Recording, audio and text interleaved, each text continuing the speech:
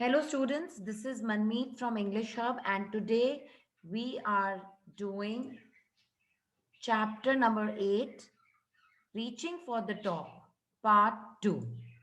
Maria Sharapova. Maria Sharapova basically एक Russian girl थी जो विमेन्स टेनिस में सबसे ऊपर समिट पे पहुंची थी जब वो बेयरली 18 साल की थी। तो ये उनकी उपलब्धि है। Okay, this is her achievement. She was a Russian girl जो 18 साल की हुई थी जस्ट, और उन्होंने सबसे टॉप का विमेन्स टेनिस प्लेयर बनी वो। सो लेट्स सी कि क्या हुआ उनकी लाइफ में और वो कैसे एक टेनिस प्लेयर बनती है। So let's start the chapter. There is something disarming about Maria Sharapova, something at odds with her ready smile and glamorous attire. And that something in her lifted her on Monday, 22nd August 2005, to the world number one position in women's tennis. All this happened in almost no time, poised beyond her years. The Siberian born teenager took just 4 years as a professional to reach the pinnacle. इस paragraph में बताया गया है कि जब हम उसको देखते हैं वो रेडी है बिल्कुल स्माइल की तरह, एक बहुत ही ग्लैमरस अटायर पहना हुआ, और पता नहीं क्या बात उसमें ऐसी थी कि 22 अगस्त 2005 को वो वर्ल्ड नंबर वन पोजीशन पे आ गई टेनिस में, विमेन्स टेनिस में। और ये जो लड़की साइबेरियन बॉर्न, मतलब ठंडी जगह में जो बॉर्न हुई रशिया में, यू नो, ये टीनेजर को सिर्फ 4 साल लगे मेहनत करने में और ये इस पोजीशन पे आ गई।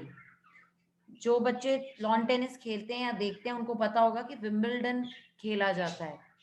तो ये फोटोग्राफ 2004 विंबलडन की है।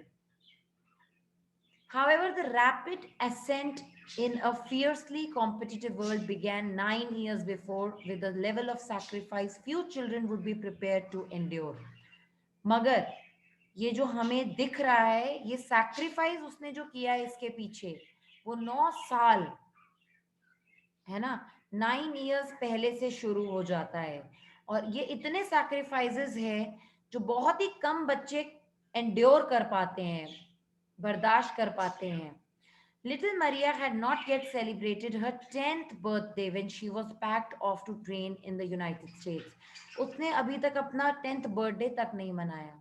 That trip to Florida with her father, Yuri, launched her on the path to success and stardom.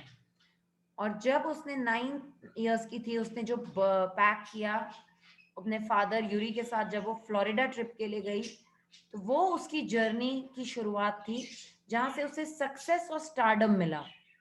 But it also required a heart wrenching 2 year separation from her mother Yelena. मगर उस trip पे जाते वक्त उसको 2 साल अपनी mother से दूर रहना पड़ा। The latter was compelled to stay back in Siberia because of visa restrictions. तो वो साइबेरिया में रहती है, कंपेल्ड मतलब फोर्स थी वो। The 9-year-old girl had already learnt an important lesson in life, that tennis excellence would only come at a price. और उसको पहला लेसन बहुत क्लियरली मिल गया कि अगर वो कुछ बनना चाहती है, टेनिस प्लेयर या जो भी आप लाइफ में बनना चाहते हो, पाना चाहते हो, तो आपको कुछ ना कुछ उसके लिए देना पड़ेगा। It comes only with a price, आपको एक प्राइस पे करना पड़ेगा। I used to be so lonely, Maria Sharapova recalls. मैं इतनी अकेली हो जाती थी. I missed my mother terribly. My father was working as much as he could to keep my tennis training going, so he couldn't see me either. और मेरे पापा इतनी मेहनत करते थे, इतना काम करते थे ताकि मेरी टेनिस कोचिंग की फीस पे करें, है ना, तो वो भी मुझसे मिलने नहीं आ पाते थे। Because I was so young, I used to go to bed at 8 p.m. The other tennis pupils would come in at 11 p.m. and wake me up and order me to tidy up the room and clean it. और ऐसा नहीं था, मेरे साथ मुझे बहुत बुली भी किया गया। मैं 8 बजे आके सो जाती थी, मैं छोटी थी। वो लोग 11 बजे रात को आके मुझे उठाते थे नींद से और मुझे कहते थे रूम क्लीन करो। Instead of letting that depress me, मगर ये चीज मुझे डिप्रेस करे, इसके बावजूद डिप्रेस होने के अलावा I became more quietly determined, मुझे इसने और डिटर्मिन्ड और मेंटली टफ किया, मैं रोने नहीं बैठ जाती थी। I learn how to take care of my self,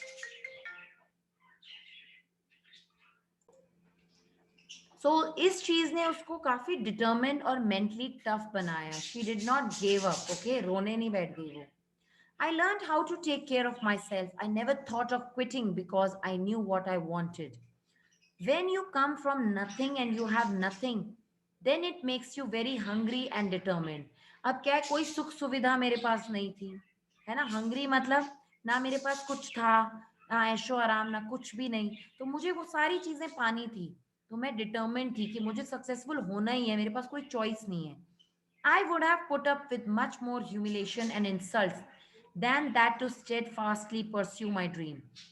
और मैंने बहुत humiliations और इंसल्ट सहने की हिम्मत भी थी और सही भी। That toughness runs through Maria even today. और आज भी मैं इतनी ही टफ हूँ। It was the key to her bagging the women's singles crown at Wimbledon in 2004. और बैग मतलब जीत लिया उसने विमेंस का सिंगल्स का क्राउन विंबलडन में 2004 में, and to her meteoric rise to the world number one spot the following year. और next year वो वर्ल्ड नंबर वन रैंक पे आ गई। While her journey from the frozen plains of Siberia to the summit of women's tennis has touched the hearts of tennis fans, for the youngster herself there appears to be no room for sentiment. मगर वो बिल्कुल sentimental नहीं थी, बिल्कुल भी week नहीं पड़ी, लोगों ने उसको तंग किया, nobody was there, she was all alone, but उसने अपने आप को टफ बनाया।